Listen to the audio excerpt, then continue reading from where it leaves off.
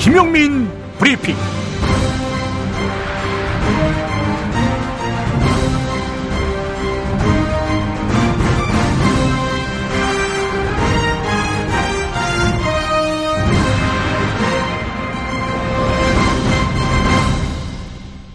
김용민 브리핑. 이 시간은 지난 8월부터 방송된 최동석 칼럼의 종합편을 총 4회에 걸쳐서 나누어 보내드립니다. 이번 세 번째 에피소드에서는 지난해 11월 12일, 19일, 26일, 12월 3일, 10일 방송을 담았습니다. 광고 듣고 시작합니다. 야, 근데 홍어가 진짜 그렇게 몸에 좋아? 아니 끝내준다니까. 근데 비싸지? 별나 싸고 열나 맛있는 홍어가 있다니까. 어디? 알싸한 홍어. 네이버 검색창에 알싸한 홍어를 검색하시고 1599-6456 전화 주문도 가능합니다. 노력한 만큼 내어주는 자연. 그 자연의 마음을 알기에 정성농장 홍삼. 검색창에서 정성농장 홍삼을 검색해주세요. 010-9754-6972. 다이어트 해야 하는데 좀 간단한 방법 없을까? 다이어트 전용 그린 스무디로 하루 한두 끼만 맛있게 바꿔 드시면 끝! 1522-6648 또는 비타샵을 검색해주세요. 허리가 아파요. 아랫배가 나와요. 골반이 바로 서야 건강도 아름다움도 바로 섭니다. 바디로직을 입으세요. 토크밴드의 입체적인 탄력이 틀어진 골반을 바로잡습니다. 간편하고 확실한 골반 교정 타이즈 바디로직.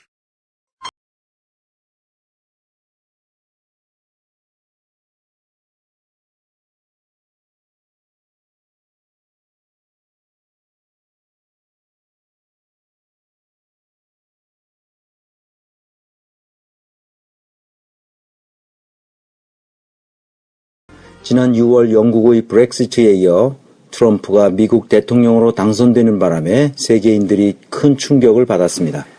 영국의 브렉시트와 미국의 트럼프 사건에서 충격을 받았다는 것은 언론인들과 여론조사 기관들이 민중의 상식과 너무나 동떨어진 정보를 수집했다는 것을 말해줍니다.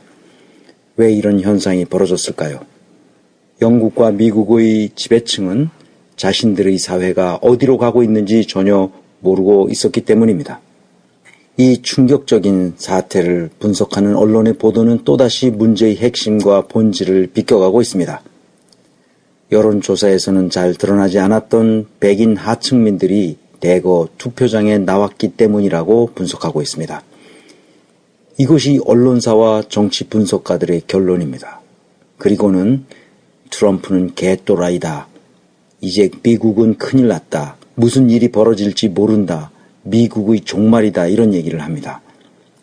트럼프가 어떤 정책을 쓸 것인지 걱정하면서 이런저런 예측을 내놓고 있습니다. 상위 1%의 입맛에 맞게 떠들고 있습니다.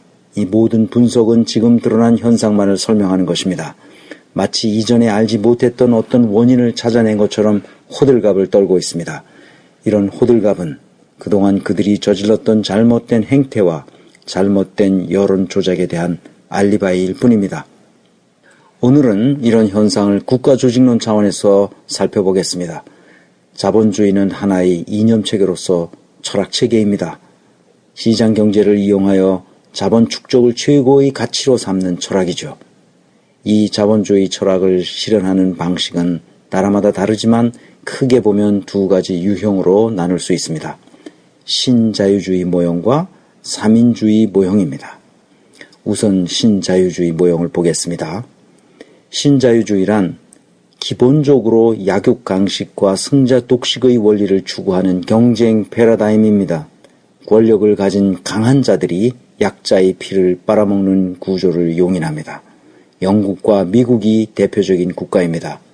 영미식 자본주의 또는 앵글로색슨 모형이라고도 부릅니다.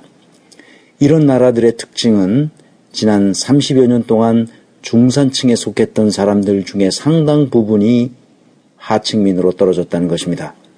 그들은 자신들이 어떻게 이렇게 하층민으로 떨어지게 되었는지 그 원인을 분석하지 못하고 있고 자신들이 어떻게 해야 이 불안한 상황에서 탈출할 수 있을지 모릅니다. 어떤 처방도 알지 못합니다. 다만 그들은 그저 이렇게 된 상황에 분노할 뿐입니다. 그들은 자신이 뭔가 잘못했기 때문에 또는 더 노력했어야 하는데 노력하지 않았기 때문에 이렇게 된 것은 아닐까 부끄럽게 여기기도 합니다.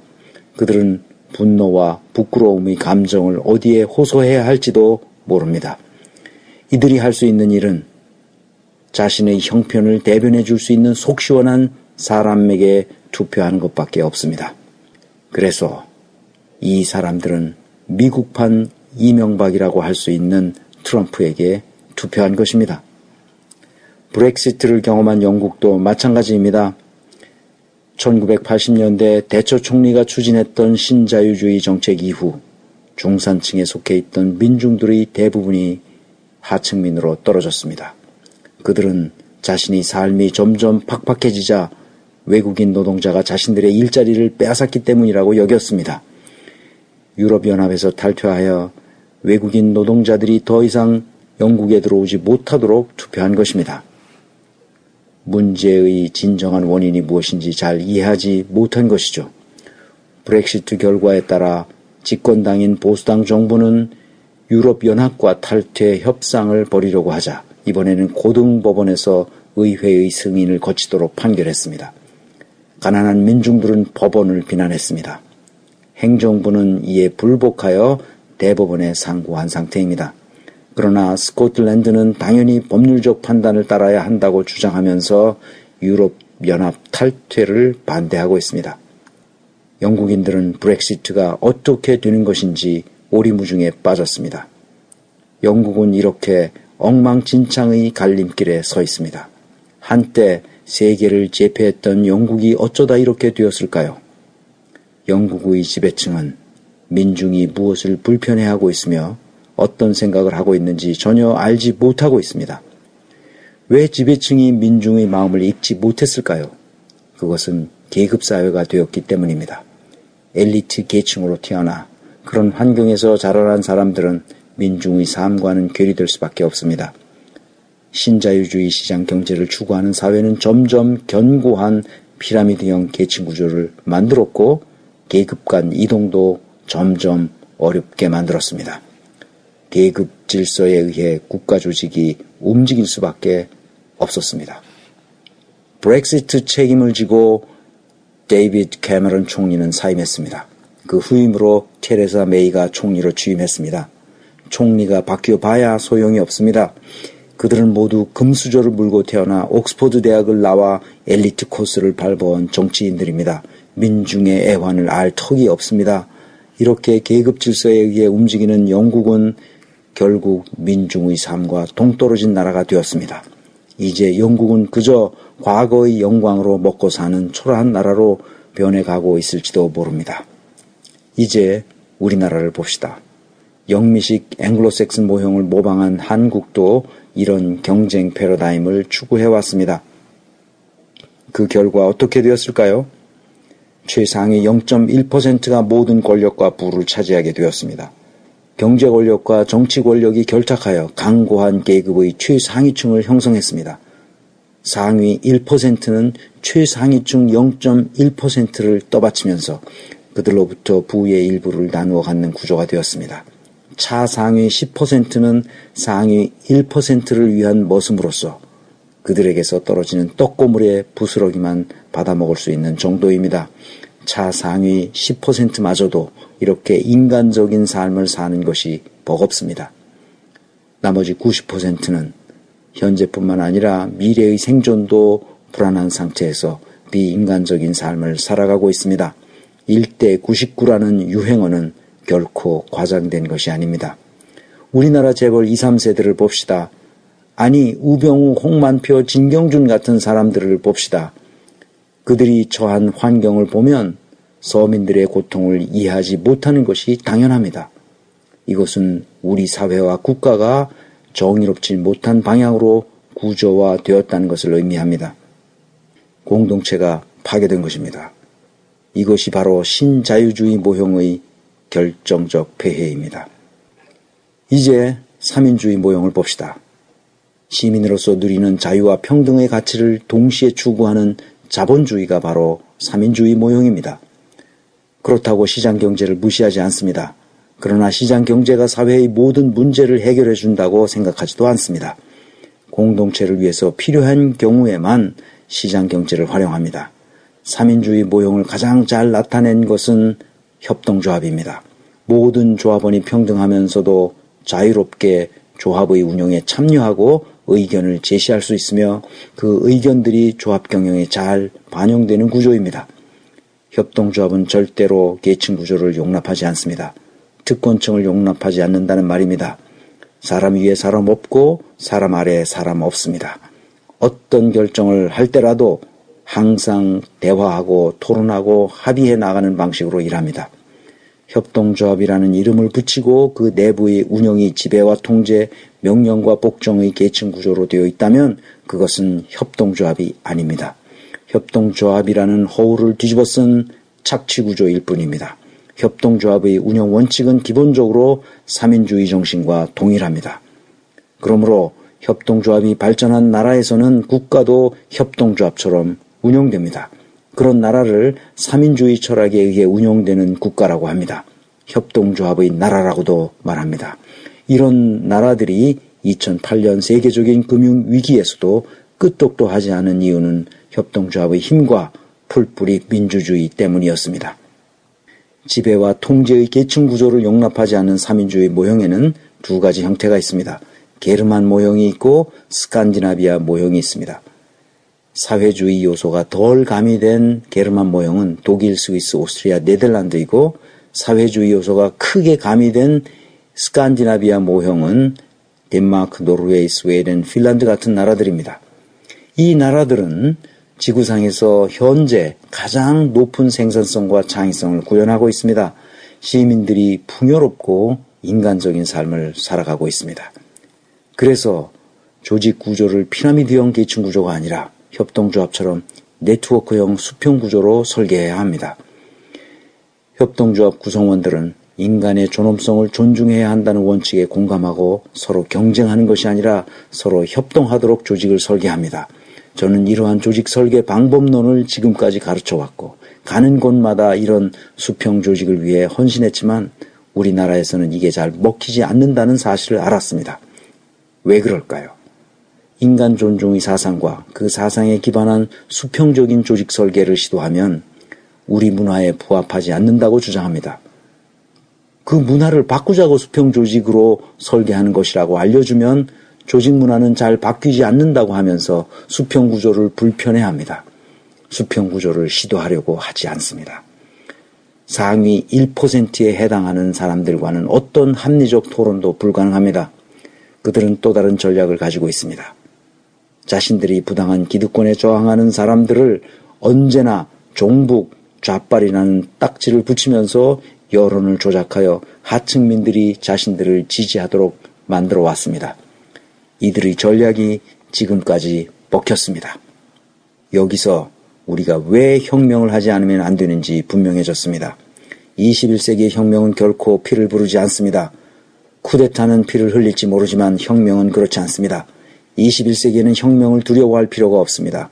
광화문 내거리에는 단두대가 설치되어 있지 않습니다.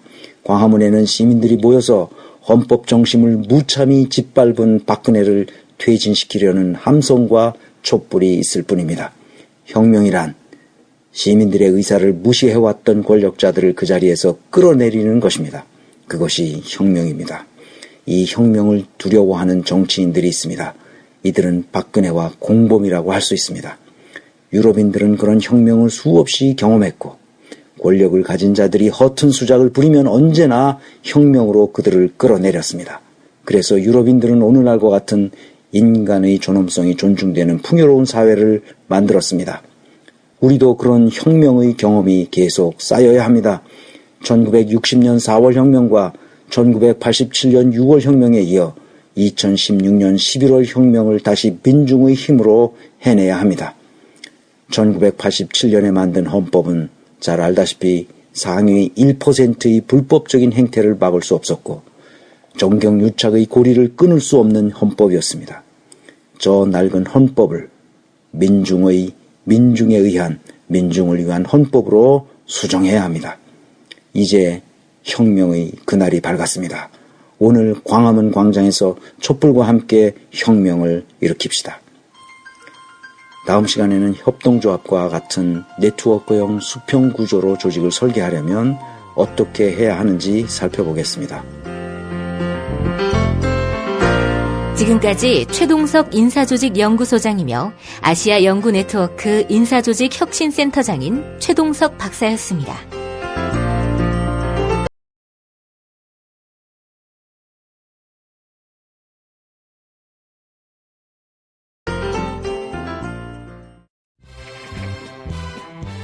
아이고 머리야. 이 나라가 아주 난리네 난리야. 정병장님 머리 아플 때는 존바라 TV 모르세요? 뭐? 존바라? 오인용, 다이묘전설, 후레시아, 홍수구락부 이런 유명한 감독들이 신작을 보여주는 애니메이션 채널이에요. 와, 그런 게 있어? 유튜브에 가서 존바라만 딱 치면 나와요. 야, 바로 가서 봐야겠다. 뭐라고? 존바라요, 존바라. 현대인의 몸에 있는 독, 어떻게 치유할까요? 아로니아라는 열매에 강력한 효과가 있습니다. 검색창에서 장봉근 아로니아를 찾으시고 1522-1194로 하시면 됩니다. 정권 교체를 함께 염원하는 판촉물 쇼핑몰 네피알, 기념품, 답례품, 기왕이면 네피알로 인터넷 검색창에 입력하시거나 032-519-4800으로 전화하세요. 카카오톡 아이디는 네피알. 일산에 있는 풍무양고기, 영양 가득한 양갈비와 양꼬치, 피자. 자네도 그 맛을 아는가? 무당이 저를 데려간 적이 없어서. 031-902-9292.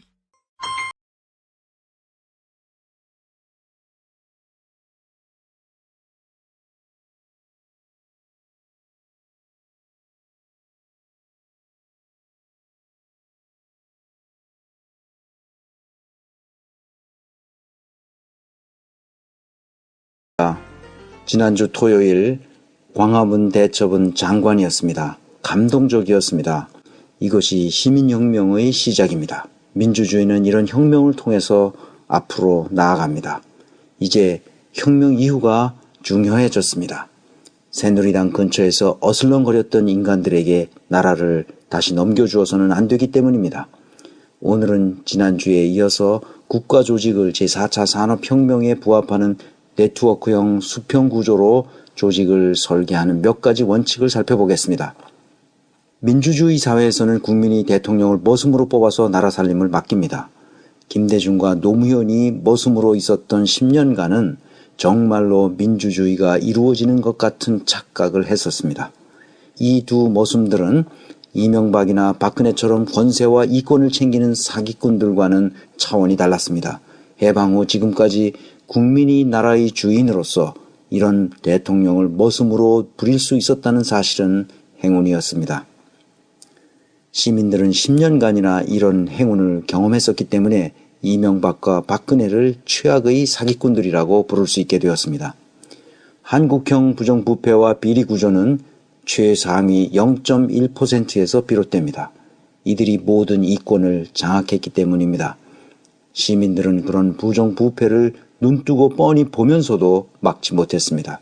왜 그랬을까요?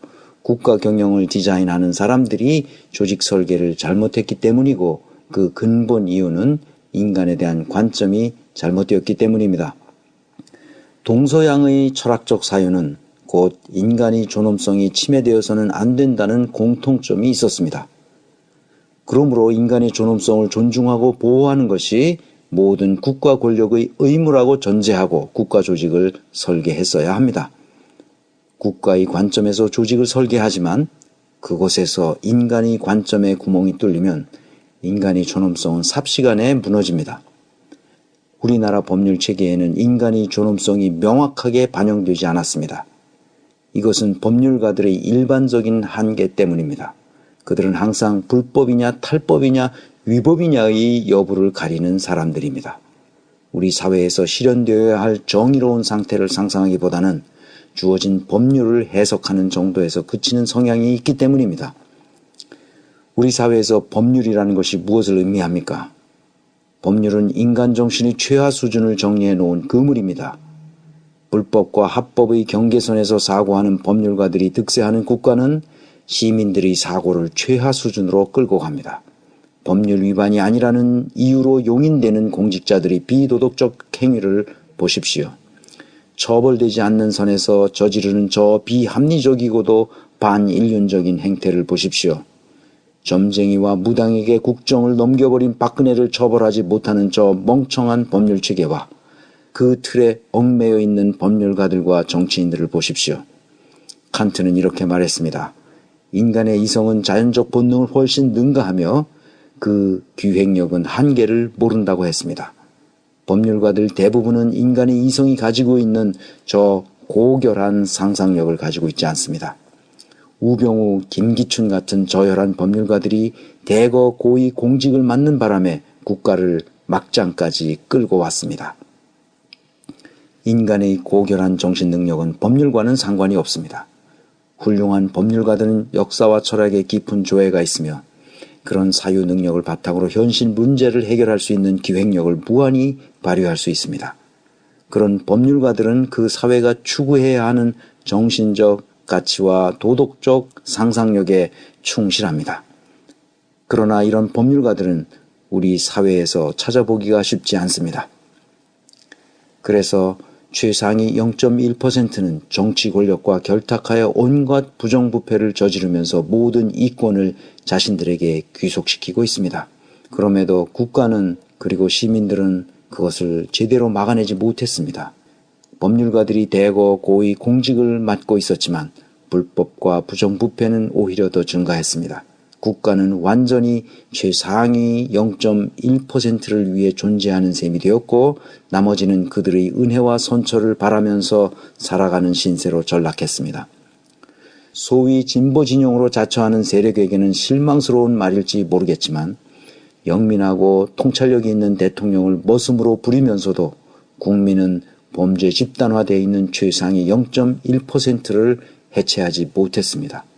오히려 그들에게 더 많은 이권이 돌아가게 되었다는 말입니다. 이것은 대통령이 누가 되느냐의 문제보다도 더 심각한 문제입니다. 이런 심각한 문제를 해결하기 위해 새로운 민주공화국을 건설해야 합니다. 새로운 공화국은 인간의 존엄성을 존중하는 인사조직론적 사고에 기초해야 합니다. 이런 관점에서 분권화된 자율조직으로 국가조직을 재설계해야 합니다. 분권화된 자율조직을 Decentralized Autonomous Organization, DAO라고 합니다. 이렇게 조직을 설계할 때는 다음과 같은 세 가지 원칙을 반드시 지켜야 합니다. 첫째, 권한을 모든 공직자에게 골고루 배분해야 합니다. 특정인이나 소수의 사람에게 몰아주어서는 안 됩니다. 이것을 분권화의 원칙이라고 합니다. 분권화된 자율조직의 첫 번째 원칙입니다. 다시 말하면 이전 칼럼에서 누누이 강조했던 것처럼 모든 직무의 accountability, 즉 성과 책임 또는 설명 책임을 명확히 정의해 주어야 합니다. 그러니까 국가조직 설계에서 각 직무 담당자들이 자신의 accountability를 잘 감당하고 있는지를 확인할 수 있도록 설계되어야 한다는 말입니다. 우리나라가 이렇게 개판이 된 것은 대통령이 모든 권력을 틀어주도록 국가 운영 시스템을 설계했기 때문입니다. 이 문제는 대통령만 직선제로 뽑는다고 해서 해결되는 문제가 아닙니다. 87년 헌법을 만든 분들이 인사조직론 자체를 제대로 이해하지 못했을 겁니다. 그래서 이렇게 30년 동안 청와대 때문에 많은 사람들이 고통을 받아왔습니다. 둘째, 모든 공직자에게 불합리하다고 판단되는 사안에 대해서는 반대할 수 있는 의무를 부여해야 합니다. 이것을 반대권의 원칙이라고 합니다. 이것이 분권화된 자율조직의 두 번째 원칙입니다. 반대권은 법률 용어지만 인사조직론에서는 불합리한 사안에 대하여 반대할 수 있도록 하는 제도적 장치입니다. 불합리한지 여부를 판단하는 기준은 이 사안이 누구에게 이익이 되는가라는 질문입니다. 이것을 라틴어로 구이보노의 원칙이라고도 합니다. 직무 담당자들은 이 결정이 누구에게 이득이 되는지 항상 질문해야 합니다. 특정 개인이나 소수에게만 혜택이 돌아가는 결정 사안에 대해서는 반대 의견을 제시해야 하며 그렇지 않았을 때는 그것에 동조한 공범이 될 수 있다는 사실을 주지해야 합니다. 그래서 불합리하다고 판단되면 누구라도 반대 의견을 내야 하며 그 의사결정 과정을 문서로 기록 저장해 두어야 합니다. 우리 법률 체계에는 이런 자율적 판단의 원칙이 없기 때문에 청와대가 부패하게 되면 모든 고위 공직자들이 동시에 부패하게 되는 어처구니 없는 사태가 벌어지고 맙니다. 셋째, 어떤 의견에 반대 의견이 제출되면 토론을 통해 합의하도록 해야 합니다. 이것을 합의의 원칙이라고 합니다. 이것이 분권화된 자율조직의 세 번째 원칙입니다. 합의되지 않은 사안은 결정해서는 안 됩니다. 그러니까 아무도 일방적으로 결정하여 명령하거나 그 결정을 밀어붙이는 일이 없도록 해야 합니다. 이것을 공동결정의 원칙이라고도 합니다. 이전 칼럼에서 몇 차례 언급했던 스칸디나비아 모형과 게르만 모형을 채택한 나라들은 이 원칙을 아주 철저하게 지킵니다. 이런 나라에서는 노사 분규가 거의 없습니다. 독일에서는 아예 공동결정법이라는 일반법을 제정해서 모든 조직에서 개인의 의사가 일방적으로 반영되지 못하도록 규정해 놓았습니다. 늘 토론하고 합의하라는 것이지요. 이러한 세 가지 조직 설계 원칙은 협동조합의 설계 원칙이기도 합니다. 이런 조직 설계의 기본 원칙들이 우리 헌법과 법률에 정비되어 있지 않았기 때문에 최상위 0.1%가 국가를 전방위적으로 포위해서 이권을 탈취했습니다. 심지어 그 이권을 탈취하지 못하도록 머슴들을 선출해 놓았더니 이 머슴들이 그들과 결탁해서 한 통속이 되고 말았습니다. 이것은 국가 경영을 위한 인사조직 설계에서 완전히 실패했다는 말입니다. 그 실패의 결과는 참혹합니다. 박근혜 정부는 비참한 최후를 맞게 되었습니다. 박근혜 개인의 문제가 아니라 국가적인 비극입니다. 87년 헌법은 대통령 직선제에 집중하느라 인간의 존엄성을 존중하고 보호해야 하는 시대 정신을 구체적으로 실현하기에는 약점이 많았습니다. 오늘날 유럽인들은 공직자가 되면 누구나 마음의 단두대를 가지고 살아갑니다. 큰 역할을 맡을수록 더욱 그렇습니다. 큰 역할을 맡은 사람들이 범죄 행위에 대해서는 서민들의 범죄 행위와는 비교할 수 없을 정도로 엄격히 수사하고 더욱 엄중한 처벌을 내립니다. 이것이 유럽인들의 삶의 규범이고 문화가 되었습니다. 이것은 그들이 오랫동안 분권화된 자율조직으로 국가를 운영해 왔기 때문입니다. 예를 들어 보겠습니다. 독일 연방 대통령이었던 크리스티안 불프의 사례입니다. 연방 대통령은 별도의 대통령궁에서 근무하며 국가의전 서열 1위입니다. 그러나 사실상 입법, 사법, 행정 업무에 관여할 수는 없습니다. 형식상으로는 총리와 장관들을 임명할 권한을 가지고 있습니다. 국민적인 존경을 받는 인물이 의회의 선출을 통해서 취임합니다. 현직 대통령이었던 크리스티안 불프가 니더작센 주의 총리로 재직하던 중에 기업인 친구와 함께 여름 휴가를 다녀왔습니다. 휴가지의 호텔 비용 90만 원 정도를 그 친구 기업인이 지불했다는 사실이 언론에 알려졌습니다. 크리스티안 불프는 친구 간에 있었던 일이고 주 총리로서 친구인 사업가에게 사업상의 어떤 특혜도 베푼 적이 없다고 해명했습니다. 그럼에도 하노버 지방검찰은 수사하기 시작했습니다. 그러나 불프가 현직 대통령으로 직무를 수행하고 있어서 검사가 제대로 수사를 할 수 없었습니다. 때문에 검찰은 대통령 직무정지 처분을 법원에 요청하기로 했습니다. 이 사실이 알려지자 크리스티안 불프는 대통령직을 사임했습니다. 검찰은 크리스티안 불프의 과거 행적을 먼지 하나 남김없이 다 털었습니다. 2012년 2월 휴가 비용 지출 의혹뿐만 아니라 자택과 관련하여 은행으로부터 대출 금리에 특혜를 받았다는 의혹과 부인의 자동차 구입 과정에서 그 회사로부터 5만 원짜리 모형 장난감 차를 선물로 받았다는 등의 혐의를 근거로 검찰은 크리스티안 불프를 하노버 지방법원에 기소했습니다. 이 사건은 어떻게 되었을까요? 2년간의 재판 끝에 2014년 2월 하노버 지방법원은 불프에게 무죄를 선고했습니다. 판사는 불프가 공직을 이용하여 어떤 특혜도 받지 않았으며 친구인 사업가의 호텔비 지출도 사업상의 뇌물 거래가 아니었다고 판단했습니다. 크리스티안 불프는 자신의 무죄를 증명했지만 그의 정치 인생은 거기서 끝나고 말았습니다. 많은 독일인들은 재판 결과를 보고 검찰이 너무 심했다고 안타까워했습니다.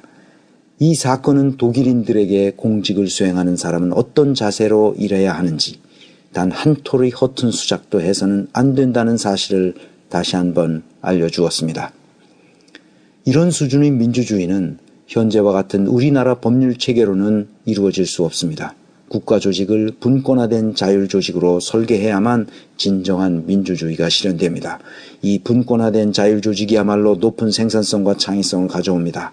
분권화된 자율 조직으로 만들지 않으면 생산성도 창의성도 국가 경쟁력도 추락할 수밖에 없습니다. 이 분권화된 자율 조직만이 최상위 0.1%의 불법적 카르텔을 해체시킬 수 있습니다. 이 카르텔을 해체시킬 수 있는 이유는 불법성이 있기 때문이기도 하지만 이들이 인간의 존엄성을 억압하기 때문입니다. 자, 이제 정리해 보겠습니다. 우리가 일으킨 시민혁명 이후에 새로운 민주공화국을 설계해야 합니다. 국가조직 설계의 기초는 인간의 존엄성을 존중하고 보호하는 것이어야 합니다. 모든 국가 권력은 이것을 위해 존재한다는 사실을 명확히 해야 합니다. 이렇게 하기 위해서 3가지 설계 원칙을 살펴보았습니다. 이런 원칙들이 살아 움직이는 국가와 세상을 만들어야 합니다. 이제 거대한 혁명의 물결이 일고 있습니다. 우리는 국민을 기만하고 재벌과 결탁하여 국고를 탕진한 박근혜를 광장으로 끌어내야 합니다. 박근혜를 촛불의 단두대에서 시민의 이름으로 심판합시다. 그리하여 이 땅에 진정한 민주공화국을 세우도록 합시다. 다음 시간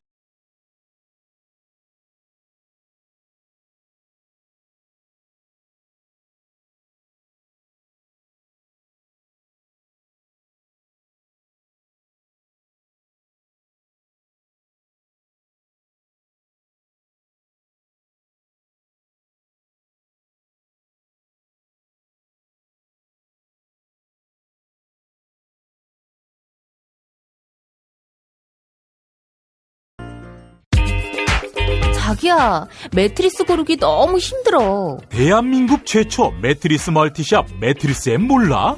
전 세계 최고 브랜드 정품만 취급해. 매트리스 살 때는 꼭 매트리스 M으로 오세요. 살이 꽉 찬 데다가 맛까지 끝내줘.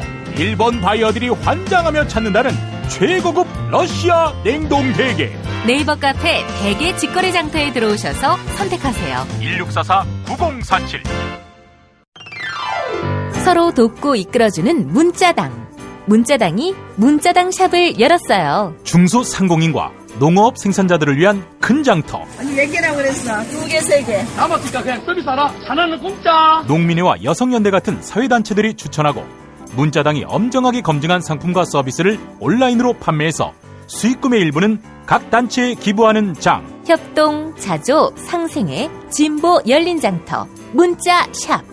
포털이나 SNS에서 문자당을 검색하세요.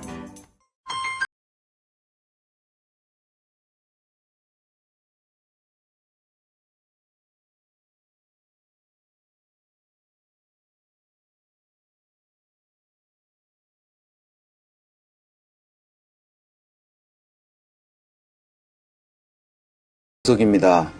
지난 시간에는 국가 경영을 위한 인간의 존엄성과 그에 근거한 분권화된 자율조직, 즉 Decentralized Autonomous Organization, DAO의 조직 철학을 살펴보았습니다.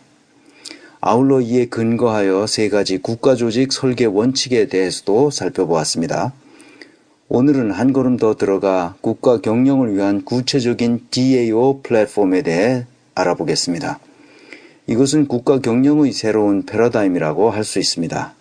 이 패러다임은 모든 조직에 적용될 수 있는 개념 체계이므로 가정이라는 아주 작은 조직에서부터 기업 조직뿐만 아니라 국가 조직에도 적용되는 개념입니다.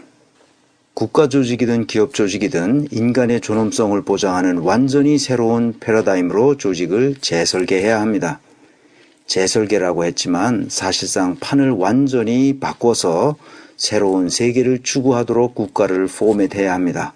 모든 조직 설계의 출발은 인간의 존엄성이 보장되어야 한다는 점을 잊어서는 안 됩니다. 이런 기초적인 이해를 전제로 조직을 설계할 때 다음과 같은 6개의 개념이 원을 이루면서 마치 톱니바퀴처럼 맞물려 돌아갈 수 있도록 해야 합니다. 비전, 전략, 조직, 성과, 역량, 인사. 이 6개의 개념이 국가 경영의 플랫폼을 구성합니다. 이런 6가지 개념들이 원으로 맞물려 돌아가는 모델을 The Basic Six Circles Model BSCM이라고 합니다. 이 모델을 그림으로 보면 더 쉽게 이해됩니다. 저의 블로그 브런치에 이 칼럼을 매주 올려놓습니다. 여기서 BSCM의 그림을 보실 수 있습니다. 국가든 기업이든 가정이든 모든 조직은 비전에서 출발합니다. 비전을 달성하기 위해서는 반드시 전략을 세우고 실천해야 합니다. 그 과정을 뒷받침하기 위해 여러 직무가 적절히 배치되도록 조직을 설계해야 합니다. 그런 조직은 비전을 향하여 한 걸음씩 앞으로 나아가도록 각 직무에서 성과를 만들어내야 합니다.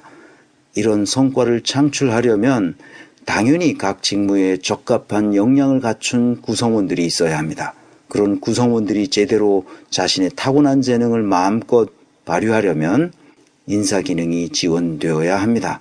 이것을 BSCM이라고 합니다.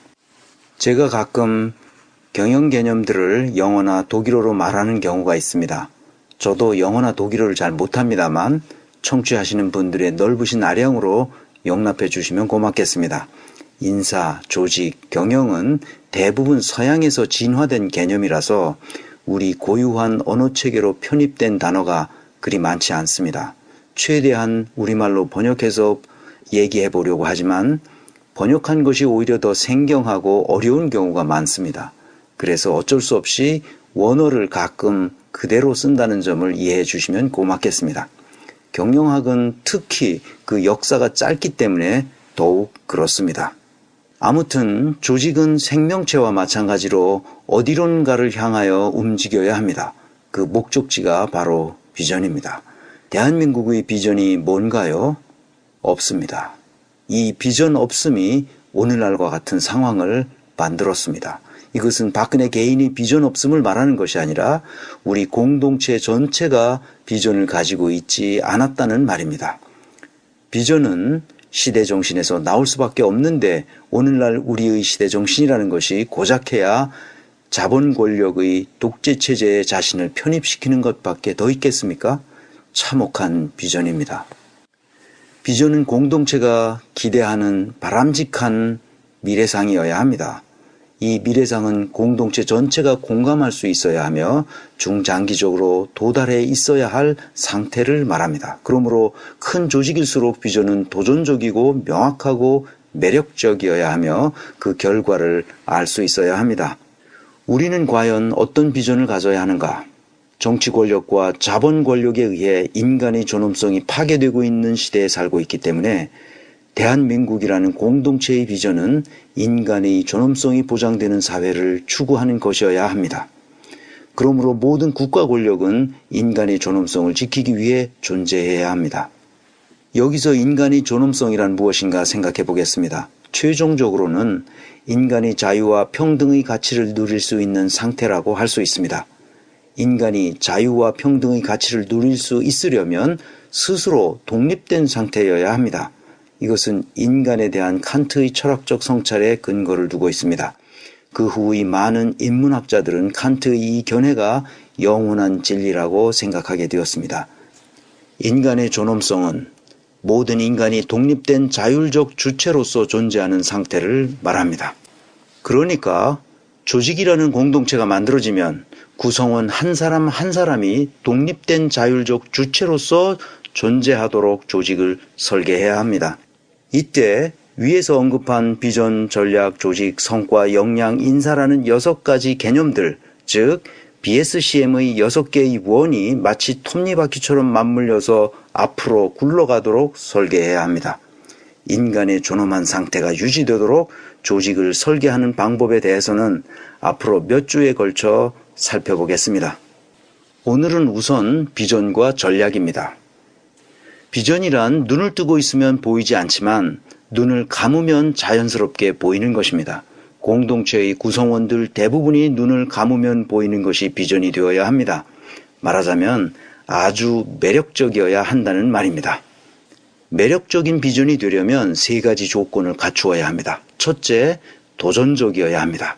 둘째, 명확해야 합니다. 셋째, 그 결과를 알 수 있어야 합니다. 우선 도전적이라는 말은 일상적으로 주어진 일을 열심히 하는 것이 아니라 완전히 새로운 것이라서 평소에 하던 방식으로는 다다를 수 없고 별도의 전략을 짜서 실천하지 않으면 안 되는 상태여야 한다는 말입니다. 둘째, 명확하다는 말은 맞추려는 관역이나 이루려는 목표가 도전적이어서 전략을 수립하고 실행해야 하지만 그 전략을 실행하는 모든 구성원들이 눈을 감아도 보일 정도로 강렬하고 투명해야 한다는 말입니다. 셋째, 결과를 알 수 있어야 한다는 말은 국민 행복 시대를 열겠습니다와 같은 헛된 구호가 아니라 백두산을 등반하겠습니다와 같이 누가 보더라도 그 결과를 쉽게 확인할 수 있어야 합니다. 등반했는지 안 했는지는 그 결과를 누구나 알 수 있으니까 말입니다.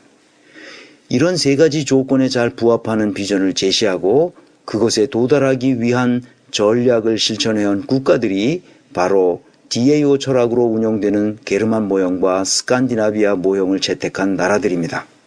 이제 DAO 철학으로 운영되는 비전과 전략의 예를 들어보겠습니다. 제2차 세계대전 후 폐허 속에서 독일인들은 망연자실하고 있었습니다.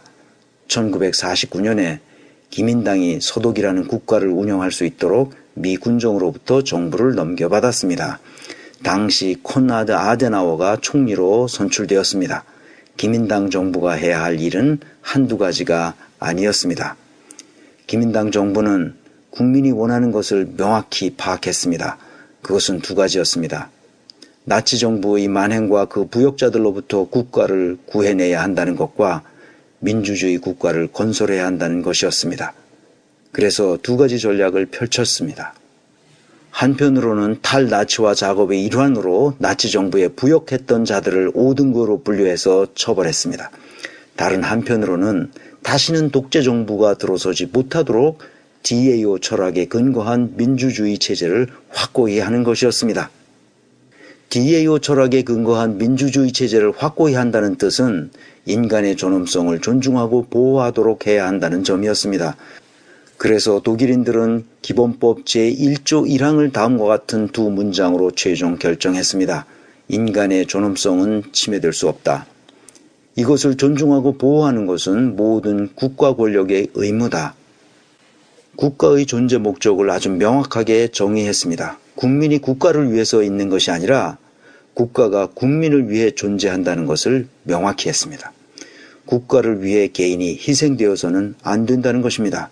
이 문장은 칸트의 철학적 사유로부터 나온 것입니다. 이에 근거하여 초대 총리였던 아데나워와 기민당 정부는 모든 인간이 자유와 평등의 가치를 마음껏 누릴 수 있는 상태를 비전으로 제시했습니다. 그것은 모든 인간이 독립된 자율적 주체로서 자신의 고유한 삶을 살아갈 수 있어야 한다는 의미였습니다. 이러한 비전으로부터 국가 운영 전략을 도출했습니다. 이 전략은 세 가지 정책으로 실천되었습니다. 첫째, 무상교육, 둘째, 무상의료, 셋째, 무상주택 정책이었습니다. 독립된 자율적 주체로서 살아가려면, 즉 인간이 존엄성이 훼손되지 않도록 하려면 최소한의 삶의 조건인 교육, 의료, 주택을 무상에 가깝도록 제공할 수 있는 국가 운영 조직을 설계했습니다. 이렇게 인간의 존엄성이라는 비전과 거기서 파생된 국가 운영 전략을 쓸 수 있었던 것은 독일인들의 과거 잘못에 대한 철저한 반성적 성찰에 뿌리를 두었기 때문이었습니다.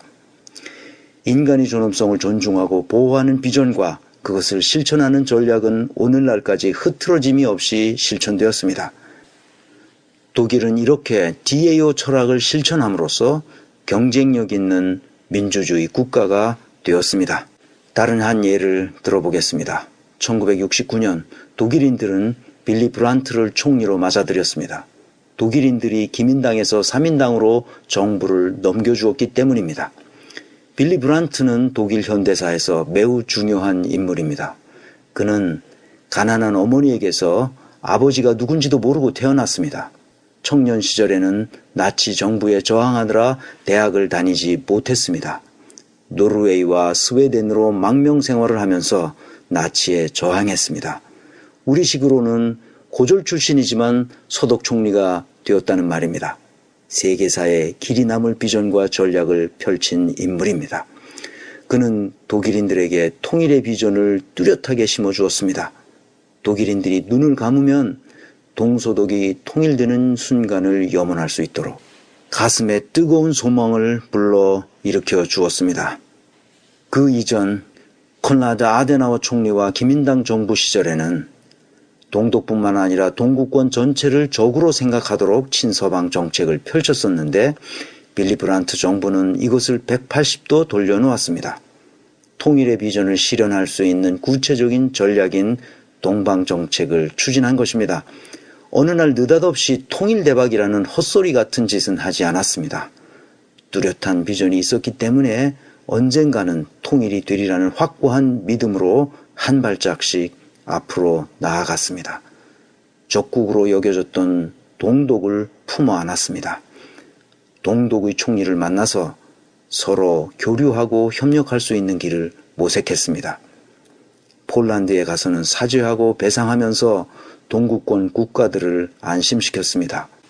마치 털신을 신은 사람이 소리나지 않게 통일을 향하여 작은 걸음으로 나아갔다고 했습니다. 이런 독일의 역사에서 교훈을 얻어야 하는 이유는 모든 전략은 그들의 매력적인 비전으로부터 나왔기 때문입니다. 이런 전략을 실천한 지 20년 만에 극적으로 동서독이 통일했습니다. 마지막으로 한 가지 더 살펴보겠습니다. 2005년이 되었습니다. 독일인들은 다시 정부를 기민당에게 넘겨주었습니다. 앙겔라 메르켈이 총리가 되었습니다. 물론 3인당과 함께 연합정부를 구성했습니다.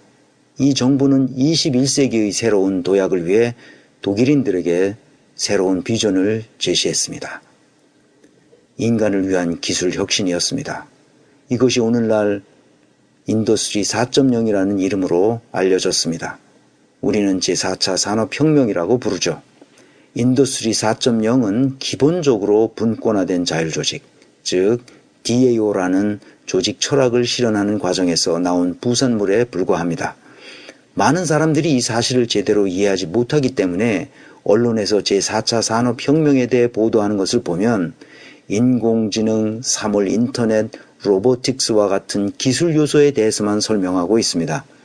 이 산업혁명이 일어나는 것은 단순히 기술 이슈가 아닙니다. 그런 기술을 가능케 하는 배경에는 DAO 철학이 있다는 사실을 알아야 합니다. 정치인들도 기업인들도 기술자들도 이 사실을 제대로 이해하지 못하고 있습니다. 참으로 안타까운 일입니다. 그러므로 2016년 11월 광화문 광장에서 일어나는 시민혁명이 만들어낼 새로운 민주공화국은 철저하게 인간의 존엄성에 대한 철학적 사유에 뿌리를 두어야 할 것입니다. 인간의 존엄성이 보장되는 분권화된 자율조직, 즉 DAO로 나아가기 위해 우리 시민들이 어떤 전략을 수립하고 실행해야 할지 국민적 합의가 있어야 합니다. 이것은 오랜 토론의 숙성 과정이 필요합니다. 그렇게 합의된 내용이 새로운 헌법에 반영되어야 합니다. 이런 위대한 시민혁명의 와중에 김종인, 박지원 같은 몇몇 정치 몰입애들은 마치 당장 개헌을 하지 않으면 안 되는 것처럼 떠들고 있습니다. 헌법은 시민 개개인의 삶에 직접적으로 영향을 주는 정신적, 경제적, 물리적 토대입니다. 우리 공동체가 굴러가는 플랫폼이나 마찬가지인데 자신들이 정치적 이권을 차지하기 위해 그것을 몇 달 안에 빨리 개정하자고 주장하는 사람들은 도대체 제정신인지 모르겠습니다.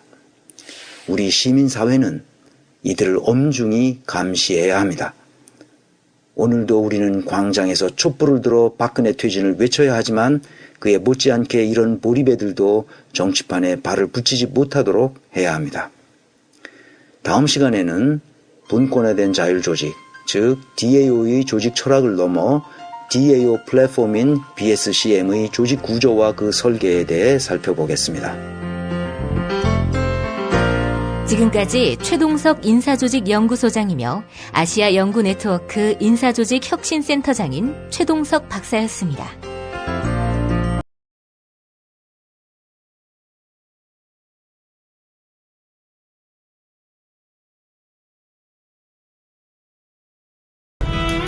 정말 맛있다. 이 말 한마디면 모든 게 설명됩니다. 30년 전통 자연의 이로움을 담은 김치, 이담채 김치. 1544-4586 1544-4586. 술자리 많은 요즘 3차까지 달린 당신을 위한 필수품. 전창걸의 새싹 땅콩차. 이제 속쓰림은 잊으세요. 070-8635-1288 070-8635-1288. 참치의 맛은 좋은 참치가 좌우합니다. 구이동 대양 참치가 그렇습니다. 무한 리필에 더한 무한 감동. 직접 경험해보세요. 구이동 대양 참치 02455-8087. 닭갈비. 이젠 전혀 새로운 맛을 경험하세요. 킹 닭갈비. 일반 맛, 짜장 맛, 파스타 맛까지. 11번가 옥션, 지마켓, 스토어팜에서 킹 닭갈비를 검색하세요. 수아비스 화장품에서 2017년 신년맞이 감사 선물을 준비했습니다. 1월 한 달간 화장품을 구입하시는 모든 분들께 상품권을 드립니다. 지금 바로 수아비스 화장품을 검색하셔서 소중한 사람들과 건강한 화장품을 나누세요.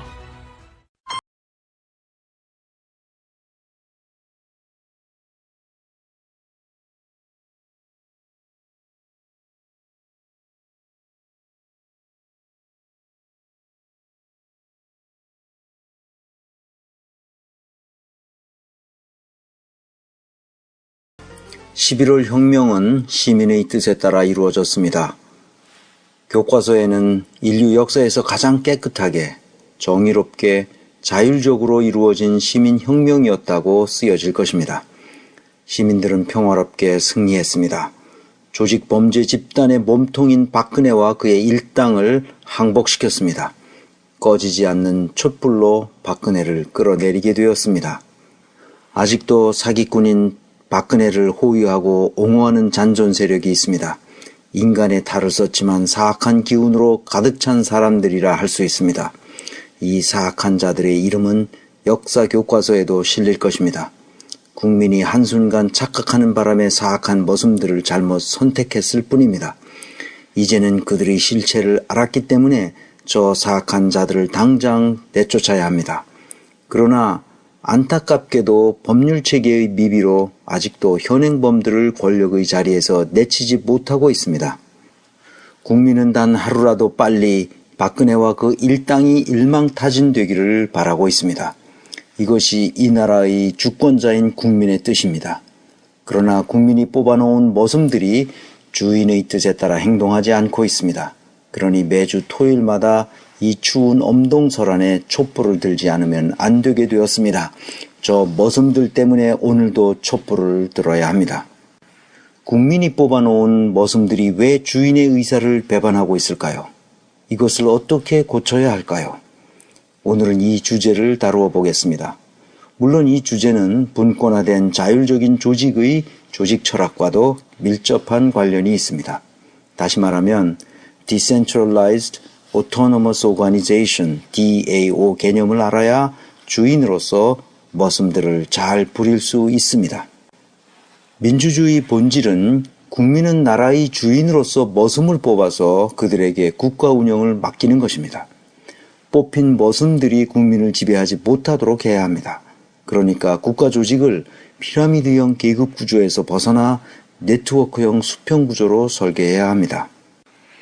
네트워크형 수평 구조란 국가의 구성원들이 서로 다른 기능과 역할을 가지고 있지만 그 기능과 역할은 계급 질서로 움직이는 것이 아니라 계약적 합의 원칙에 따라 움직이도록 설계된 형태를 말합니다. 그러니까 조직을 설계할 때는, 즉 제도적 장치를 마련할 때는 반드시 모든 기능과 역할이 서로 수평적 관계에서 작동하도록 해야 합니다. 그러므로 특정 직무가 다른 직무를 지배하거나 착취할 수 있는 계급 질서가 형성되도록 설계해서는 안 됩니다. 사람 위에 사람 없고 사람 아래 사람 없다는 평등 사상을 모두 공유하도록 해야 합니다. 모두가 주인의 역할을 할 수 있는 민주주의 정신, 즉 철저하게 수평적으로 기능하는 조직으로 설계되어야 합니다. 이것이 DAO 정신입니다. 이런 관점에서 오늘날 우리 사회를 구속하는 법률 체계를 봅시다. 법률이란 일반적인 용어로 말하면 제도적 장치입니다. 우리나라의 법률 체계는 한마디로 엉망진창이라고 할 수 있습니다. 저는 우리나라의 법률 체계를 믿지 않습니다. 지배층만을 위해 만들어진 법률 체계이기 때문입니다. 우리나라 법률 체계에는 인간과 조직에 관한 어떠한 철학적 사유도 찾아볼 수 없습니다. 지배층이 피지배층을 알뜰하게 착취하는 법률 체계로 만들어졌기 때문입니다. 예를 들어 보겠습니다. 이재용이 10수억 원의 상속세를 낸 후 지금은 그의 재산이 수조 원의 재산으로 불어났습니다. 이재용이 어떤 사업에서 어떤 혁신을 일으켰다는 얘기를 들어본 적이 없습니다. 아무것도 한 것이 없는데 어떻게 저렇게 재산이 늘어났을까요? 머슴들은 이제 이 현상을 국민에게 낱낱이 설명해야 합니다. 이제 최태민을 봅시다.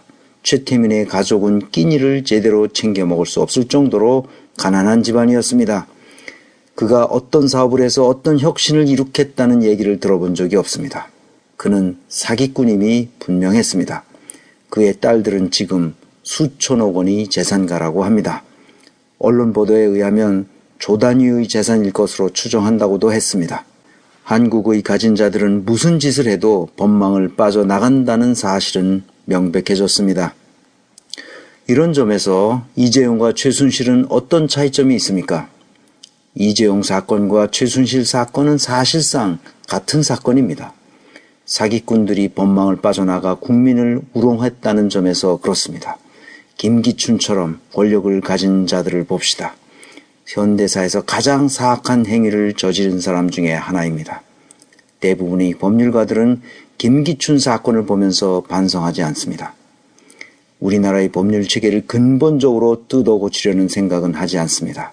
법조계의 일부 법률가들은 이런 상황을 이용하여 어떻게 하면 기득권을 유지할 것인가 잔머리를 굴리고 있습니다. 법률 체계 때문에 나라 꼴이 이렇게 되었어도 진정한 의미의 법률적 반성과 성찰은 찾아보기 어렵습니다. 법률 지식으로 벌어먹고 사는 법률 기능인들은 국가 운영에 관한 해안은 고사하고 최소한의 조직론적 지식도 가지고 있지 않습니다. 그들이 나라를 이렇게 헬조선으로 만들었다고 해도 과언이 아닙니다. 법률가인 황교안을 보십시오. 서울역 플랫폼까지 관용차를 타고 가서 의전을 받는 저 파렴치한 행동을 보십시오. 그들이 정의를 말할 수 있겠습니까? 국회에 나와 답변하는 것을 보면 도저히 한 나라의 국무총리라고 할 수 있는 수준이 아닙니다. 매우 저열한 수준이죠.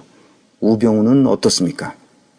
DAO 조직 철학으로 연방정부를 운영하는 스위스의 법무장관 지모네타 조마루가는 법률가가 아닙니다. 그녀는 피아니스트이자 영문학을 공부한 사람입니다. 그러나 법무장관으로서 6년째 직무수행을 아주 잘하고 있습니다. 예술적 감각과 인문학적 상상력이 법률을 이끌고 있습니다. 우리나라도 이런 나라가 되어야 합니다. 조잡한 법률가들이 세상을 지배하면 헬조선이 될 수밖에 없습니다. 이제 국회로 들어가 봅시다. 의원들 중에 상당수가 법률가들입니다. 우리나라의 법률 체계를 만들어내는 사람들입니다. 국가 운영의 제도적 장치를 설계하는 사람들이죠. 2015년 한국행정연구원의 조사 결과를 보면 국민의 84.6%가 사실상 국회를 믿지 않는다는 통계가 나옵니다. 참담하죠. 국회의원들은 국민을 지배하는 기관이지 국민의 의사를 대의하는 기관이 더 이상 아닙니다. 왜 이렇게 되었을까요? 법률체계가 국회의원들로 하여금 그렇게 행동하도록 유도하기 때문입니다. 그렇게 행동하지 못하도록 국민의 의사를 모든 입법활동에 반영하지 않으면 안 되도록 만들면 됩니다. 국민과 같은 수준에서 세상을 볼 수 있도록 간단한 몇 가지 제도적 장치를 실행하면 됩니다. 그러나 그들은 그렇게 하지 않았습니다. 지금까지 자신들의 특권과 특혜만 키워왔습니다. 그래서 국회의원이 되면 주권자인 국민 위에 군림하면서 갑질을 하고 있습니다. 재벌 대기업들이 노동자들의 피를 빨아먹는 구조를 국회의원들 스스로 만들어 왔습니다. 이렇게 된 가장 큰 원인은 국가조직뿐만 아니라 기업과 심지어 시민단체까지 죄다 상명하복의 엄격한 계급 질서를 강화하도록 법률 체계를 만들어 왔기 때문입니다. 다시 말하면 그들만의 기득권을 강화시켜 왔다는 것입니다. 진정한 민주주의 국가는 네트워크형 수평 구조로 설계되어 있습니다. 다른 말로 하면 경영이 민주화되어 있습니다. 경영이 민주화되면 될수록 생산성과 창의성이 향상됩니다. 분권화된 자율조직, 즉 DAO 조직 철학을 받아들인 국가와 기업은 높은 생산성과 창의성을 누리고 있습니다. 그러면 어떻게 해야 재벌이 노동자를 착취하고 머슴들이 주인에게 갑질을 하는 저 사악한 법률 체계를 혁신할 것인지에 대해 살펴보겠습니다. 당연히 DAO 조직 철학으로 재설계해야 합니다. 오늘은 우선 큰 개념만 몇 가지 알아보겠습니다. 첫째, 가장 중요한 것은 인간에 대한 철학적 성찰입니다. 이 칼럼에서 지속적으로 강조해 왔습니다. 모든 국가 정책에서 인간의 존엄성을 확보하는 것입니다. 인간의 존엄성을 철저하게 보장하는 조직으로 설계되었을 때 국가 조직의 생산성과 창의성이 실질적으로 향상되기 때문입니다. 설사 생산성과 창의성이 향상되지 않는다 하더라도 국가는 인간의 존엄성을 존중하고 보호해야 합니다. 그러나 놀랍게도 인간이 존엄한 상태에 있을 때 가장 높은 생산성과 창의성이 발현됩니다. 이 사실은 모든 학문적 연구 결과가 증거하고 있습니다. 그래서 우리는 당연히 인간의 존엄성이 보장되는 법률 체계, 즉 제도적 장치를 마련해야 합니다. 모든 인간은 자유와 평등의 가치를 마음껏 누릴 수 있는 독립된 자율적 주체로서 살아가도록 해야 한다는 말입니다. 둘째, 인간의 존엄성에 근거하여 헌법을 수정해야 합니다. 인간이 존엄하다는 것은 누차 강조합니다만 자유와 평등의 가치를 누릴 수 있는 독립된 자율적 주체로 살아갈 수 있는 상태를 말합니다. 헌법 제11조에는 모든 국민은 법 앞에 평등하다고 했고 사회적 특수계급의 제도는 인정되지 아니하며 어떠한 형태로도 이를 창설할 수 없다고 규정했습니다. 그럼에도 우리 현실에는 인간의 존엄성, 즉 인간이 반드시 누려야 할 자유와 평등의 가치가 사라졌습니다. 지배계급의 부자들은 좋은 교육을 받을 수 있지만 가난한 사람들은 좋은 교육을 꿈도 꿀 수 없습니다. 부자들은 좋은 치료를 받고 안티에이징 시술을 받으면서 행복한 노년을 꿈꿀 수 있지만 가난한 사람들은 자살에 내몰립니다. 노인층의 빈곤율과 자살률은 세계 최고 수준입니다. 법률가들과 국회는 이 슬픈 현상을 전혀 치유하지 못하고 있습니다. 인간의 존엄성이 파괴되고 있음에도 이것을 제도적 장치로 고치지 못하고 있다는 말입니다. 현실에서 실천되지 않는 헌법 규정이 도대체 무슨 소용이 있습니까? 근본적으로 뜯어고쳐야 합니다. 셋째, 간접 민주주의에서 직접 민주주의로 나아가야 합니다. 놀라운 것은 우리 헌법이 국민을 진정한 주권자로 온전히 인정하고 있지 않다는 사실입니다. 우리 헌법 제1조 2항에는 대한민국의 주권은 국민에게 있고 모든 권력은 국민으로부터 나온다고 되어 있습니다. 국민이 진정으로 주권자라면 우리나라의 법률 체계를 주권자인 국민이 스스로 만들고 자신들이 살아가는 세계를 스스로 설계할 수 있어야 합니다. 그러나 헌법에는 국민이 스스로 법률 체계를 만들어낼 수 없게 규정되어 있습니다. 헌법 제40조에는 입법권은 국회에 속한다고 규정해 놓았기 때문입니다. 국민은 입법을 할 수 없고 국회의원들만 법을 만들 수 있다는 말입니다. 직접 민주주의를 전혀 고려하지 않고 있습니다. 현행 헌법은 간접 민주주의를 강제하고 있습니다. 그러니까 경제학적으로는 대리인 비용이 크게 들어갑니다. 박근혜의 탄핵 국면을 보면 금방 알 수 있습니다. 국민 입법제도가 있었다면 이미 박근혜는 감옥에 있을 것입니다. 온 국민은 지금 간접 민주주의라는 의회제도의 심대한 대리인 비용을 지불하고 있습니다.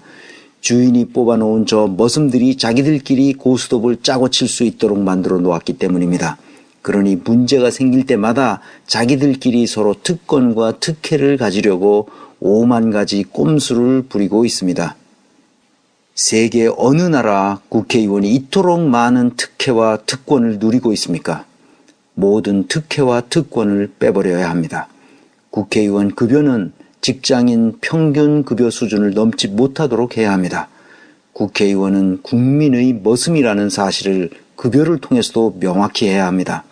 보좌진은 국회 소속 입법 공무원으로 전환하여 조직적으로 국회의원의 입법 활동을 돕도록 하고 의원 개인의 보좌진으로 일하도록 해서는 안 됩니다.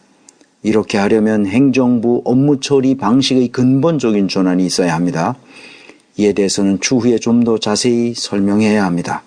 우리나라 행정 업무는 사실상 복마전에 가깝기 때문에 너무나 할 말이 많습니다. 오늘은 정치판에 대해서만 언급하겠습니다. 국회의원들은 워낙 큰 특혜와 특권을 가지고 있기 때문에 그 자리를 계속 유지하기 위해 국민의 의사를 무시하고 자기들끼리 스크럼을 짭니다. 기득권을 놓지 않기 위해 잔머리를 굴립니다. 이정현, 정진석, 추미애, 우상호, 박지원 등을 보십시오. 상머슴인 줄 알고 뽑아놨더니 이들이 정치적 이해득실을 계산하면서 국정을 농단한 현행범인 박근혜를 아직도 탄핵하지 못하고 있습니다. 주인인 국민이 탄핵하라고 명령한 때가 언젠데 아직도 미적거리고 있습니다. 머슴들에게 감히 이런 짓을 하지 못하도록 하려면 국민이 직접 법률을 제정하고 개정할 수 있는 권한을 가지면 됩니다.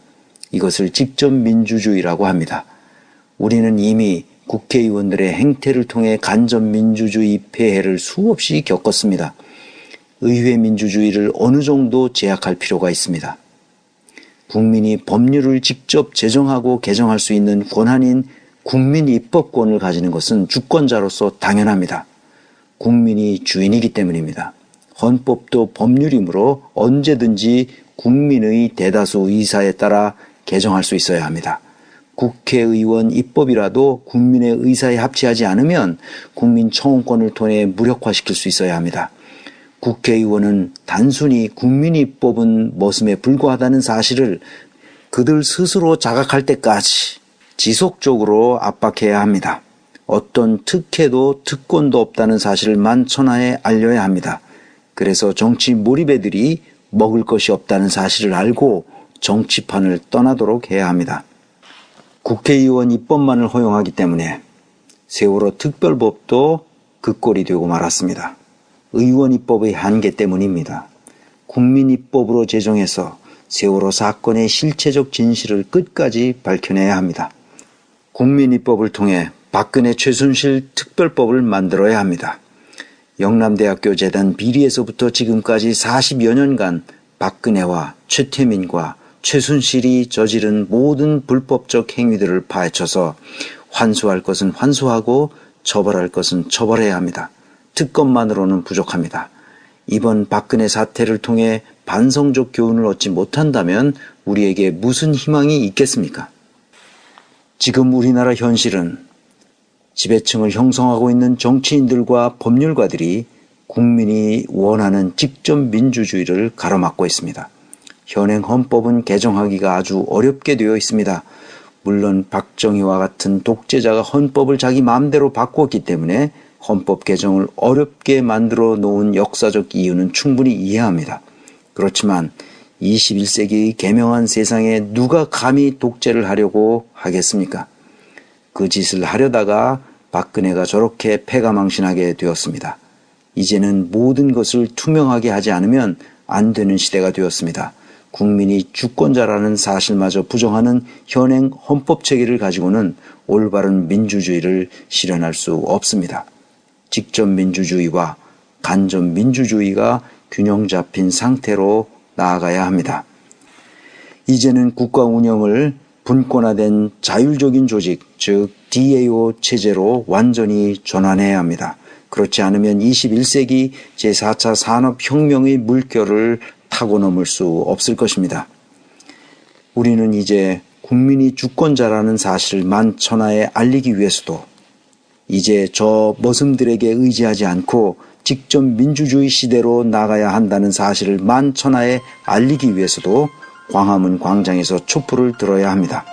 다음 시간에도 DAO 철학에 근거한 조직 설계에 대해 살펴보겠습니다. 지금까지 최동석 인사조직연구소장이며 아시아 연구 네트워크 인사조직 혁신센터장인 최동석 박사였습니다.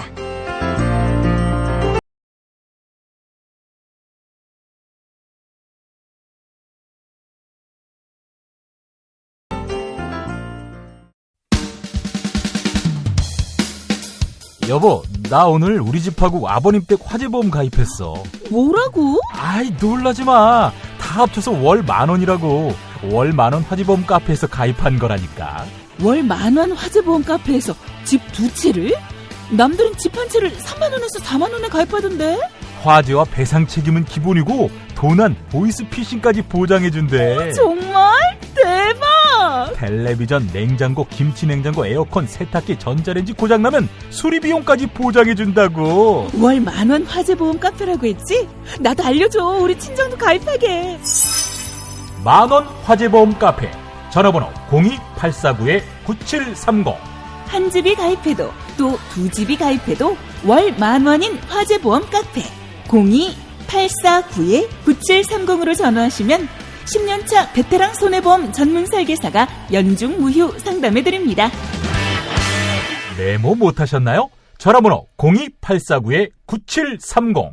식당, 다중이용업소, 공장, 교회, 사찰 등 모든 업종의 화재보험과 배상 책임보험도 상담해드립니다. 살다 보면 꽃 주문할 일이 생깁니다. 1566-0263. 네이버에서 검색된 사이트보다 최대 20,000원 싸게 해드립니다. 좋은 사람과 플라워 1566-0263. 잊지 마세요. 건강식품의 지존 전복을 택한다면 100% 완도에서 잡은 와우 전복. 네이버에서 와우 전복을 찾으세요. 010-2443-0818. 포르투갈 정통의 레시피로 만드는 에그 타르트. 달콤함 그 이상의 감동. 타르트팜 킨텍스점. 일산 전 지역 배달. 단체 주문은 수도권 가능. 문의 전화 031-923-2995. 검색창에 타르트팜 킨텍스점. 한우 사고를 집어넣고 24시간 팔팔 끓인 곰탕. 연지연 곰탕. 어린이부터 노인까지 누구나 좋아하는 건강식 연지연 곰탕. 택배로 신청하시려면 010-7252-1114. 김용민 브리핑과 함께하는 브리핑 대리운전 1522-9687. 수익금 일부는 김용민 브리핑 드라마 악인 열전 제작비로 쓰입니다. 1522-9687.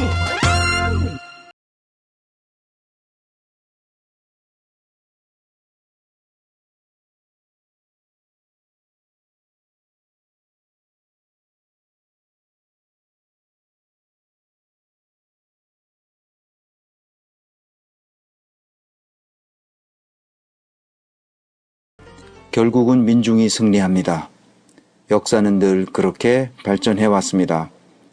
국회의원들이 박근혜의 탄핵안을 가결했지만 이 고삐를 늦추면 안 됩니다. 혁명은 이제 시작이기 때문입니다. 혁명에는 반드시 반혁명이 따라오게 되어 있습니다. 박근혜와 그 일당은 혁명의 물결이 느슨해질 때 반혁명의 기회를 노릴 것입니다. 여기까지 오게 된 것은 절대로 국회의원들 때문이 아닙니다. 6번의 촛불 집회가 그들을 떨게 만들었기 때문입니다. 지금까지 국회의원들을 지켜보았지만 그들에게 맡기면 안 된다는 사실만 확실해졌습니다. 그들이 나쁜 사람들이어서가 아니라 나쁜 정치 구조 때문입니다. 대통령이 누가 되느냐도 중요하지만 그보다 더 중요한 것은 정치 시스템과 그 구조입니다. 우리는 현대사에서 항쟁의 경험을 가지고 있습니다. 1960년 4.19 의거, 80년 광주 5.18 항쟁, 87년 60 항쟁. 이 의거와 항쟁은 시민들의 작은 승리로 만족해야 했습니다. 그래서 많은 사람들이 혁명이란 말을 붙이지 못하고 의거 또는 항쟁이라고 부릅니다. 혁명에 실패했다는 말이죠. 왜 작은 승리로 끝나고 말았느냐? 여러 해석이 가능하지만 저는 이렇게 봅니다. 그 당시에는 오늘날처럼 시민들이 정확한 정보를 가지고 있지 않았습니다. 소수에게만 정보가 전달되었을 뿐입니다. 이메일도 인터넷도 스마트폰도 없었습니다. 정보를 가지고 있는 소수의 민중들이 할 수 있는 것은 보도블록을 뜯어서 한 손에 들고 다른 손에는 화염병을 들고 싸워야 했습니다. 최루가스 때문에 물먹은 마스크를 쓰고 전투경찰과 대치해야 했습니다. 퇴근길에는 회사원들이 합세해서 길거리 전투를 벌이곤 했습니다. 거리는 험악했습니다. 요즘 젊은이들은 그 상황을 상상할 수 없을 것입니다. 촛불로 대항한다는 것은 꿈도 꿀 수 없는 시대였습니다.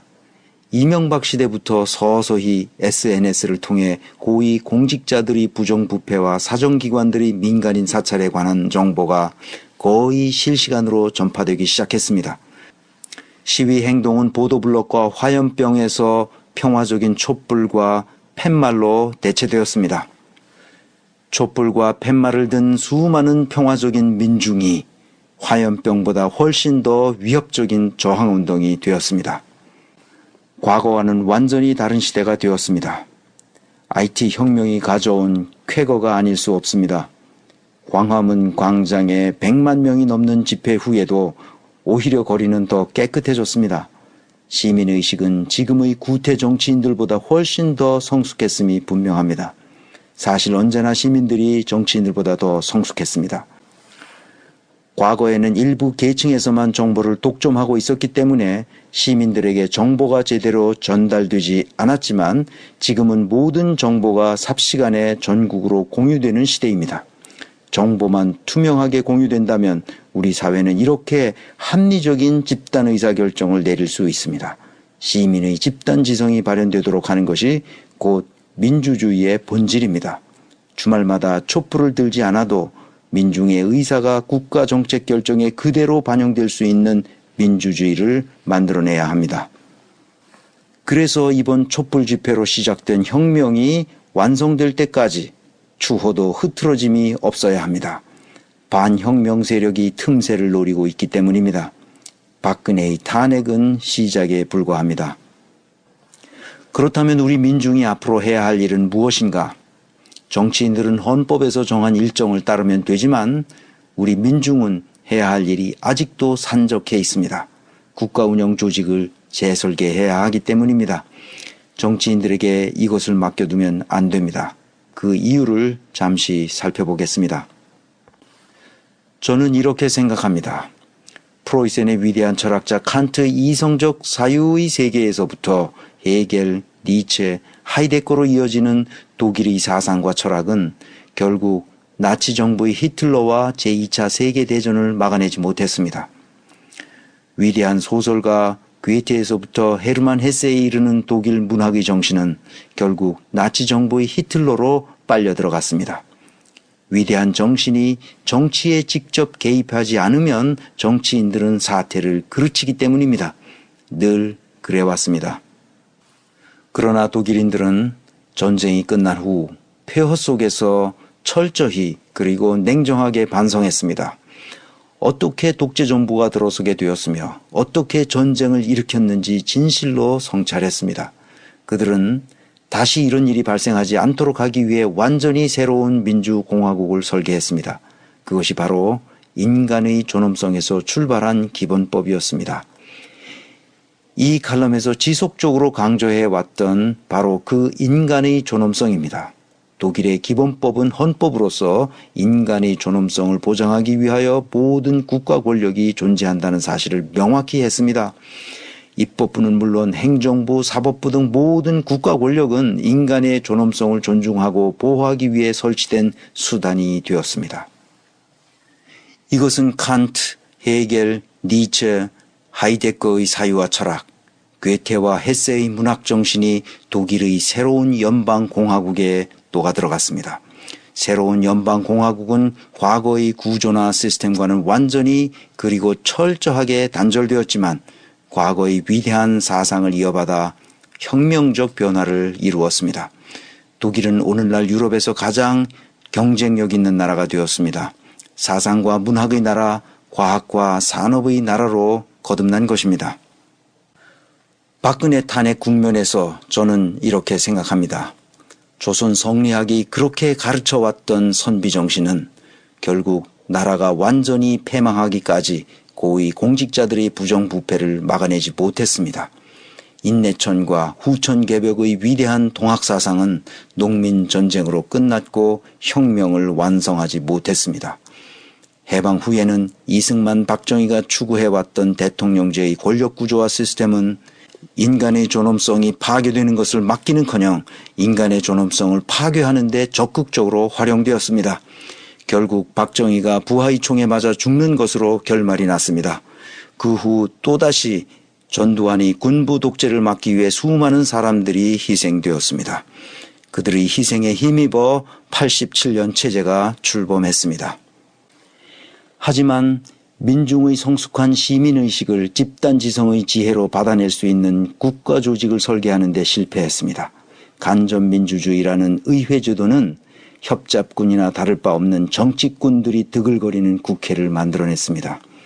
민중의 요구는 국회에 반영되지 않았습니다. 그 결과 최상위 0.1%가 지배계급을 형성하고 국가 운영과 관련된 모든 이권을 장악해버렸습니다. 재벌과 정치인은 완전히 유착되었고 민중의 삶은 피폐해졌습니다. 세계 최고의 자살률과 노인 빈곤율이 그것을 말해줍니다. 돈이 너무 많아서 주체할 수 없는 사람이 있는가 하면 삼시세끼를 챙겨 먹을 수 없는 가난한 사람들이 점점 늘어났습니다. 몇 년 전 경험을 말씀드리면 정부 산하기관인 교육 관련 어느 재단의 초청으로 자문할 때였습니다. 서울 강북 지역에 있는 어느 고등학교 교감 선생님과 함께 점심을 먹다가 놀라운 이야기를 들었습니다. 지금 학교에서 가장 큰 이슈가 뭔지 물어보았습니다. 아이들 점심 식비를 마련하기 위해 정부 보조금과 자선단체의 기부금을 모금하는 일이 가장 힘들다는 것이었습니다. 아이들의 30% 정도는 급식비를 낼 수 없는 상태였기 때문이었습니다. 충격적이지 않습니까? 서울 일부 지역에 사는 고등학생들이 30%가 점심을 먹을 수 없단 말입니다. 시골은 어떻겠습니까? 국회에서 법을 만들어야 할 사람들이 이 상황을 제대로 이해하고 있을까요? 과연 이들이 민중의 아픔이 뭔지 이해할 수 있을까요?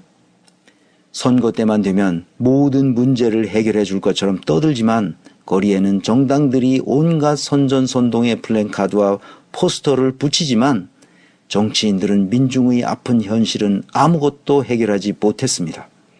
오히려 재벌이 눈치만 보면서 그들이 하수인 노릇을 해왔습니다. 이토록 잘못 설계된 국가 운영 구조를 근본적으로 다시 설계해야 합니다.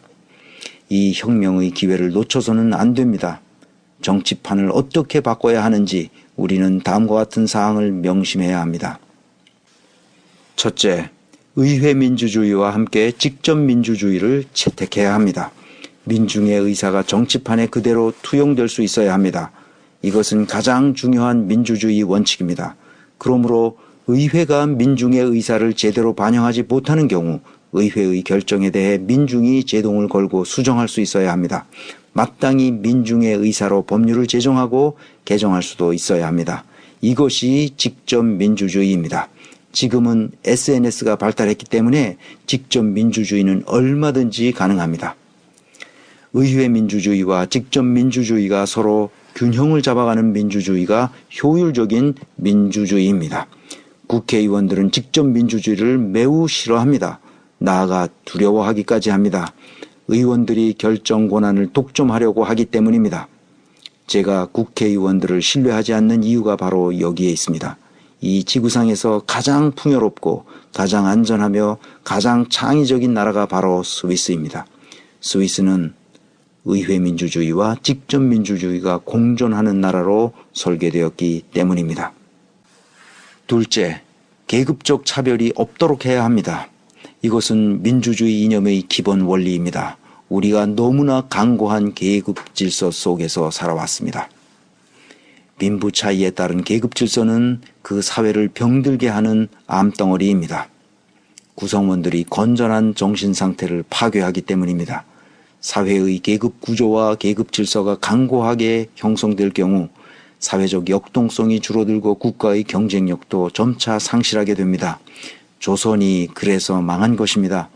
오늘날 영국의 브렉시트 사태와 미국의 트럼프 사례를 보아도 분명해집니다. 이 두 나라는 기본적으로 계급 질서로 사회가 운영되는 전형적인 나라들입니다. 새로운 민주공화국은 경제적 계급 구조와 사회적 계급을 타파할 수 있도록 헌법과 법률을 만들어야 합니다. 셋째, 다수제 민주주의를 포기하고 합의제 민주주의로 나아가야 합니다.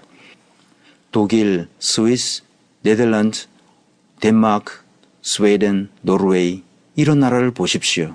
이 지구상에서 합의제 민주주의를 하는 나라들이 가장 풍요롭고 안정되어 있으며 경쟁력이 높습니다. 다수제 민주주의는 다수가 소수를 폭력적으로 억압하고 착취하는 행태를 반복할 뿐입니다. 합의되지 않으면 결정하지 말아야 합니다. 넷째, 지방자치단체를 지방정부로 전환해야 합니다. 지방정부의 입법, 행정, 사법 업무를 중앙정부로부터 어느 정도는 독립적으로 실행하는 준국가 단위로 업무를 재조정해야 합니다.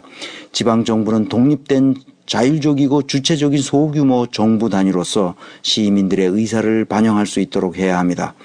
여기에도 직접 민주주의를 실행해야 합니다. 이 칼럼에서 계속 강조해온 것처럼 중앙정부와 지방정부 사이에는 조직 설계의 가장 기본이 되는 보충의 원리가 작동할 수 있도록 해야 합니다. 보충의 원리란 모든 일을 자율적으로 처리하되 그것이 제대로 작동할 수 없는 천재지변과 같은 상황이 되었을 때에만 더 큰 단위인 중앙정부가 보충해주는 원리를 말합니다. 그러니까 중앙정부와 지방정부는 위아래의 계급관계가 아니라 서로 역할과 책임이 다른 관계일 뿐입니다. 이렇게 하려면 조세제도의 근본적인 혁신이 필요합니다. 이렇게 하는 것을 중앙정부 관료들은 극도로 싫어합니다. 지방정부를 통제하는 것이 그들의 기득권이기 때문입니다. 자율이 없는 곳에는 생산성도 창의성도 기대할 수 없습니다. 이런 개념들이 어째서 조직 설계의 기본 원리인지는 나중에 하나씩 자세히 살펴보겠습니다. 이 네 가지가 실천될 수 있어야 비로소 대한민국은 국가다운 국가로 변모할 수 있을 것입니다. 이 네 가지 조직 설계의 원리들을 실현하려면 기득권 세력이 엄청난 반발과 저항에 부딪힐 것입니다. 그러므로 지금 우리가 시작한 탄핵이라는 작은 승리는 앞으로 해야 할 일들의 만분의 일도 되지 않는 것입니다. 일제 부역자들, 독재 부역자들, 박근혜 부역자들은 일맥상통하는 특성을 가지고 있습니다. 그들은 옳고 그름이나 합리성과 비합리성을 생각하지 않고 오로지 자신의 기득권과 이익만을 계산하여 행동하는 특성이 있습니다. 탄핵이라는 작은 승리에 취하여 고삐를 늦추지 맙시다. 끝까지 정치인들을 감시해야 합니다. 그들이 조금이라도 허튼 수작을 부리면 곧바로 응징하도록 합시다. 안철수, 박지원, 추미애, 우상호 이런 자들은 박근혜 탄핵 과정에서 촛불 집회에 모인 숫자에 따라 왔다리 갔다리 하면서 얼마나 시민들을 헷갈리게 했는지 우리는 똑똑히 보았습니다. 우리는 그들을 의지하거나 믿어서는 안 됩니다. 이것은 우리 민족에게 찾아온 천재일우의 기회입니다. 이 혁명의 기회를 놓쳐서는 안 됩니다. 경영학에서는 전략이 처음으로 먹혔을 때를 말하자면 박근혜의 탄핵안 가결과 같은 것을 작은 승리라고 부릅니다. 우리는 오늘 광화문 광장에서 작은 승리를 자축할 수 있습니다. 더 큰 승리를 위해서 말입니다. 이 네 가지 원칙들이 새로운 민주공화국을 설계할 때 반드시 지켜질 수 있도록 다음 시간에도 분권화된 자율적인 조직, 즉 DAO 개념에 대해서 살펴보겠습니다. 지금까지 최동석 인사조직연구소장이며 아시아 연구 네트워크 인사조직 혁신센터장인 최동석 박사였습니다.